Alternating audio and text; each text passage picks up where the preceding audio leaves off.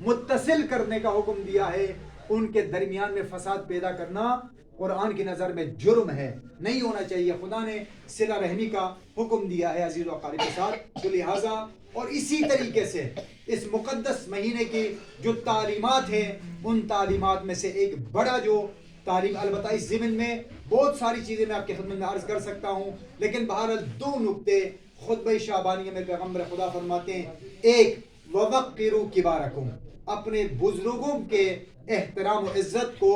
مت فراموش کرو، جو آپ سے بڑے ہیں ان کی عزت کو ہمیشہ ذہن میں رکھو۔ اور اسی طریقے سے اس کا جو متقابل جو جواب ہے وہ وَارْحَمُوا صِغَارَكُمْ، اپنے سے چھوٹے پر رحم کرو، اس کے ساتھ رحمانہ کردار ادا کرو، جس کے نتیجے میں خدا جو ہے پروردگار رشتوں میں ایک تقدس پیدا کرے گا اور ایک بہترین اسلامی ماحول ایجاد ہوگا۔ بہرحال آپ اس ضمن میں اگر آپ احکام شریعہ کا مطالعہ کریں تو اس میں کہتے ہیں کہ بہت ساری کچھ ایسی چیزیں ہیں جن میں بچوں میں اور بڑوں میں کوئی فرق نہیں ہے، جن میں سے آپ کے جان، مال، عزت، جان جس طرح ایک بڑے کی جان کی عزت ہے، اس کے قتل پر عذاب ہے، معصوم بچے کے قتل پر بھی عذاب ہے، اور معصوم بچے کی جان بھی خدا کی بارگاہ میں محترم ہے، اس کی عزت ہے۔ نمبر دو،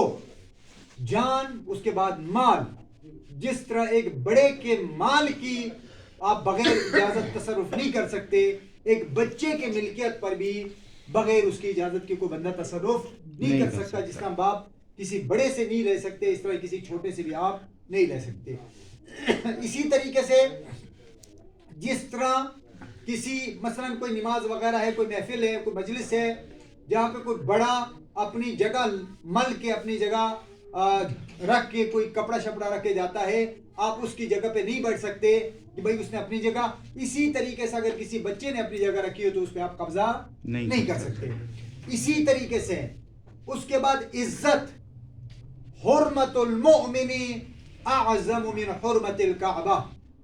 معصوم فرماتے ہیں مومن کی عزت خدا کی نظر میں کعبے کی عزت سے زیادہ ہے۔ جس طرح آپ کسی بڑے کی بے عزتی نہیں کر سکتے، اسی طریقے سے بچے کی بے عزتی کرنا بھی جائز نہیں ہے۔ اسی طریقے سے بہت ساری چیزوں میں بچے اور بڑے مشترک ہیں، جن میں سے آپ امانت کے حوالے سے جیسے فرض کر لیں مارے مردم لوگوں کے جو اموال ہیں، وہ بھی اگر کوئی بندہ کسی بڑے نے کسی کا مال لیا تو جس طرح اس کے گردن پہ رہے گا، بچے نے بھی اگر کسی کا مال لیا تو بڑا ہونے کے بعد اگر اس کے ورثاء نے ادا نہ کیا تو اس بچے پر ادا کرنا واجب ہے۔ تو بہرحال اس طرح کی بہت سارے مشترکات ہیں کہ جس میں بڑے اور چھوٹے کا فرق نہیں ہے، جن میں بنیادی نقطہ عزت کا ہے۔ اور میں شاید یہاں پہ پتہ نہیں عرض کیا کہ نہیں کیا، لیکن میں بعض اوقات اس کو عرض کرتا ہوں، نصیحت کے بارے میں معصوم فرماتے ہیں ہمارے یہاں فرض کر لیں یہ چیزیں بعض اوقات اب تو خیر الحمدللہ بہت زیادہ جو ہے وہ بزرگان جو ہے وہ رحمانہ اور کریمانہ انداز اپناتے ہیں، لیکن پہلے شاید ایجوکیشن کا نہ ہونا یا پتہ نہیں جو بھی وجوہات تھی یا بہت ساری وجوہات ہو سکتی، لیکن پہلے کے دور میں بہت سارا ہوتا تھا۔ مثلا فرض کر لیں کسی کو میرے بال نہیں پسند، ایک ہوتا ہے نوجوان یا جوان جو ہے بچے کی جو ہے وہ بالوں کا سٹائل یا کپڑا نہیں پسند آتا تو پورے میں وہ کوئی بال تو رکھا ہے، کوئی طریقہ ہے، اس انداز میں اگلا بندہ پھر ضد میں آ کے میں اب تو یہی کروں گا۔ تو طریقہ معصوم فرماتے ہیں، معصوم روایت کا جو خلاصہ وہ کیا ہے کہ اگر کوئی بندہ آپ کو اعلانیہ عوام الناس میں مجمع عام میں نصیحت کرتا ہے تو اس کا مطلب ہے اس نے آپ کے ساتھ ظلم کیا۔ نصیحت اگر آپ کو کوئی بات بری لگی ہے تو پھر آپ انتظار کریں تنہائی کا، خاموشی میں کہیں بیٹا آپ نے یہ جو کام کیا نا یہ ذرا مناسب نہیں، وہ آپ کی عزت بھی کرے گا اور اس پہ عمل بھی کرے گا۔ لیکن اگر آپ نے محفل میں اسے رگڑ دیا، وہ ضد میں آگے جان بوجھ کے اگلے دن وہی کام کرے گا جو آپ نے روکا تھا، ضد میں آ کے۔ تو لہٰذا بددل نہیں کرنا چاہیے۔ اور اگر اس کے مد مقابل معصوم فرماتے ہیں جس نے اکیلے میں نصیحت کی گویا اس نے تم پہ احسان کیا، اگر تنہائی میں نصیحت۔ تو لہٰذا ان لمحات، ان مقدس لمحات کے ضمن میں شاید میں احسان کے ایک احسان کا بڑا پیکر کائنات کے اندر گزری ہیں، جن کا نام ہے خدیجۃ الکبریٰ. اللہم صلی علی محمد و آل محمد. اطعام کس قدر اطعام کہ وہ کہتے ہیں کہ سینکڑوں جو ہے ہزاروں کے قریب سواریوں پہ ان کے خزانوں کی چابیوں کو لادا جاتا تھا, اور پتہ نہیں کہتے ہیں 80,000 کے قریب جانور اونٹ جو ہے اس پر ان کا مال تجارت سفر میں رہتا تھا. اتنا مال 80,000. اب گاڑیاں تصور کریں نا آج کے دور کے مطابق, اس دور میں مال لادنے کی گاڑی کیا تھی؟ سب سے زیادہ وزن لے کے چلنے والی وہ اونٹ. کہتے 80,000 اونٹوں پہ ان کا مال تجارت گردش میں رہتا تھا. وہ خدیجہ جب پیغمبر خدا کی زوجیت میں آتی ہیں, جب اسلام کا اعلان ہوتا ہے, اپنا سب کچھ راہ خدا میں اور عشق پیغمبر میں فدا کرتی ہیں, سب کچھ. اور خدا بھی قرآن کے اندر یہ یاد دلاتا ہے کہ میرے رسول آپ کو ہم نے غریب دیکھا, ہم نے دیکھا آپ کے پاس مال نہیں ہے, پھر ہم نے آپ کو غنی کر دیا, ہم نے آپ کو مال عطا کیا, اتنا کچھ عطا کیا ہم نے آپ کو کہ جس کے نتیجے میں پھر وہ جو اسلام پھیلا, اس مخدومہ نے بطول کی ماں جو خود بطول تھی, انہوں نے خانہ کعبہ میں پردہ آویزان کروایا, اور پردے کے پیچھے بیٹھ کے بی بی نے اپنے خزانچی کو حکم دیا کہ جو بھی کلمہ پڑھتا جائے اس کے نامہ اعمال میں جو رقم قرض کی رقم ہے اس کو مت دیکھو, وہ 1000 ہے, وہ 100 ہے, وہ لاکھ ہے, جتنی رقم ہے, جو کلمہ پڑھتا جائے اس کا حساب صاف کر دو. سبحان اللہ, اس انداز میں اس مادر بطول نے اسلام پہ احسان کیا, اور اس احسان کا نتیجہ خدا نے اپنے کلام میں بطول کی ماں کو عظمت کے ساتھ ذکر کیا. اور تا قیامت جب تک قرآن ہے, چونکہ خدا قرآن کا محافظ ہے, خدا نے خود نزلنا الذکر وَإِنَّ لَهُ لَحَافِظُونَ, ہم نے ذکر کو نازل کیا, ہم اس کی حفاظت کریں گے. جس کی وہ حفاظت کرے اسے مٹانے والا کون ہو سکتا ہے؟ ممکن نہیں ہے نا. تو لہٰذا جب تک کائنات ہے, بلکہ بعد از کائنات شاید اس جہان میں, بلکہ یقیناً آپ دیکھیں گے کیا مقام ہوگا خدا کی اس کتاب کا. تو جب تک قرآن ہے تب تک بطول کی ماں کا تذکرہ موجود ہے, بڑا مقام ہے. میں نے غالباً آپ کے خدمت میں عرض کیا تھا, میں آج تکرار اس کو عرض کر رہا ہوں. آخری لمحات آ گئی بی بی کی, چونکہ میں یہ سوچ رہا ہوں کیونکہ اگلے جمعے سے پھر جو ہے وہ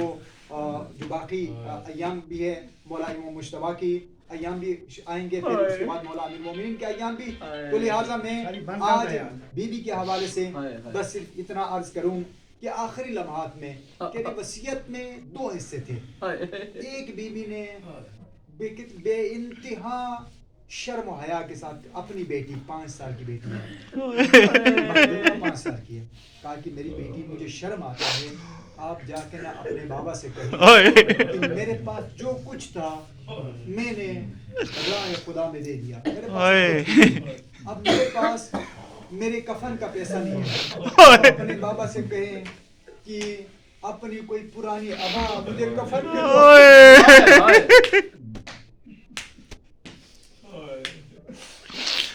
علماء بیان کرتے ہیں بی بی کی زبان سے یہ جملہ نکلنا تھا. بی بی مخدومہ پیغام لے کے پہنچی. جب مخدومہ اپنے بابا کے پاس پیغام لے کے پہنچی, جبرائیل امین آسمان سے حکم خدا سے جنت میں گئے, جنت سے کفن لے کے آئے اور رسول اللہ کے ہاتھوں پہ رکھ دیا اور کہا خدا کا سلام پہنچا. رسول اللہ کے ساتھ ساتھ جبرائیل نے کہا کہ یا رسول اللہ خدا نے خدیجہ کو سلام بھیجا ہے, اور ساتھ میں یہ بھی کفن بھیجا ہے کہ اگر اے خدیجہ اگر آپ نے اپنا سب کچھ قربان کیا تو کیسے ہو سکتے ہیں کہ آپ کفن کے محتاج ہیں. رسول خدا نے فرمایا کفن تو جنت سے آ چکا ہے, لیکن میری ابا حاضر ہے, میں اپنی ابا کا وعدہ کرتا ہوں. یہ بی بی نے اپنے بیٹی کے ذریعے سے, لیکن ایک وصیت علماء کہتے ہیں بڑا درد بہت تکلیف دہ تھا. ایک وصیت بی بی نے براہ راست ہمت کر کے خود کی، کہا کہ یا رسول اللہ یہ جو میرا آپ کے ساتھ زندگی کا ایک طویل عرصہ گزرا، میں نے آپ سے کوئی مطالبہ نہیں کیا، پہلی مرتبہ آپ سے سوال کر رسول خدا نے فرمایا بتاؤ خدیجہ، بی بی نے کہا یا رسول اللہ میں اپنی بیٹی فاطمہ سے بہت محبت، مجھے اپنی بیٹی سے بہت محبت ہے، آپ سے بس اتنی التجا ہے آپ وعدہ کیجئے میرے وفات کے بعد میری بیٹی کی آنکھوں میں آنسو عزیزو کہتے ہیں پیغمبر خدا کی آنکھوں سے آنسو جاری تھے، جواب نہ دیا، کافی دیر تک جب بی بی سوالیہ نظروں سے دیکھتی رہی تو کہتے ہیں آخر میں پیغمبر خدا نے اپنی 2 انگلیوں کے درمیان اشارہ کیا، اے خدیجہ میں بیان نہیں کر سکتا، تم خود اپنی آنکھوں سے دیکھو اور بتاؤ میں کیسے وعدہ کرتا ہوں، دیکھا تو در و دیوار کے